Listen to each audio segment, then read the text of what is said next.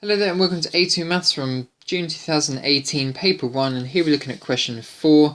It's a functions type question, and in an iterative question later on. So a curve with the equation y equals 2 ln 8 minus x meets the line y equals x at a single point alpha, or a. Show that alpha, or a, is in between 3 and 4. Now what we need to do ideally is we need to create some function that we can show a change of sign from either positive to negative or negative to positive. What we have so far is that we have this equation meets this equation here. So effectively we have 2 ln 8 minus x equals x as the equation that we're trying to solve. But we would like a function that we can say that will go over the 0 mark from a positive number to a negative number, or from a negative number to a positive number. So what I'm going to do is I'm going to take away the x onto the other side, and now we've got effectively a function that will equal 0. So this here is the function that I'm going to use, and I'm going to plug in 3 and 4, and hopefully it will show it's gone from negative to positive, or positive to negative to positive. So let's plug in 3. We're going to have 2 ln 8 minus 3 is 5 minus 3. And when I type that into my calculator, I get a positive 0.22.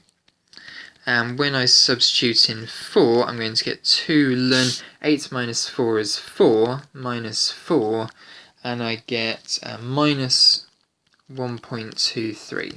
So we can see there, as f of x is continuous,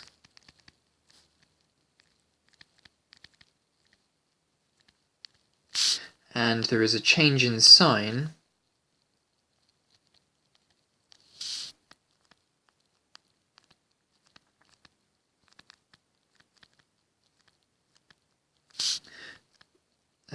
there exists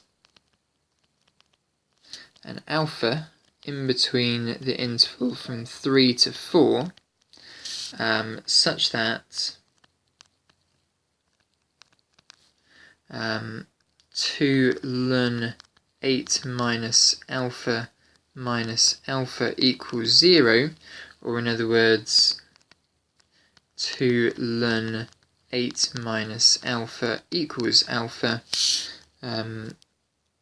at which the two curves meet each other. So there we are. That's all we need to do for part A. Moving on to part B now. So figure 2 shows the graph of y equals 2 ln 8 minus x and the graph of y equals x. The student uses the iteration formula xn plus 1 equals 2 ln 8 minus xn in an attempt to find an approximation for alpha. Using the graph and starting with x1 equals 4, determine whether or not this iteration formula can be used to find an approximation for alpha, justifying your answer. So what we'll do then, it makes sense that we're going to use this iteration formula here, because on one side we have this equation and one side we have this equation here. So let's work out. Let's grab our calculator. We'll type in x1 equals 4. And then we'll type out the formula using the answer button where we have xn. So our next solution here is going to be 2.77. Our next solution, pressing the equals button again, is going to be 3.308, rounding correctly. The next solution is going to be 3.09. Now it looks like what's happening is it's going lower, then higher, then lower again. So it's following a pattern of lower, higher, lower, higher, lower, higher, lower. Now how can we show this on the graph? Well, once I've plugged in x equals 4, and I then use that to find my next solution out of this equation, my next solution is 2.77. So what I can do on the graph is I can go along now to 2.77, and that is now my new input number. When I use that as my new input number, that's 2.77 down here, my next output is going to be on this equation here, 3.308, and it will just continue cycling around like a cobweb on this diagram here, and it will eventually end up towards the intersection point. So these solutions form a cobweb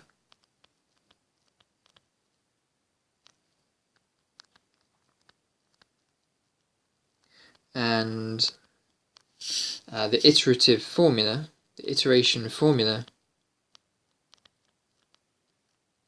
will find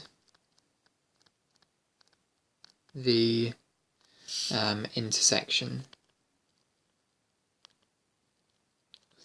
of the solution.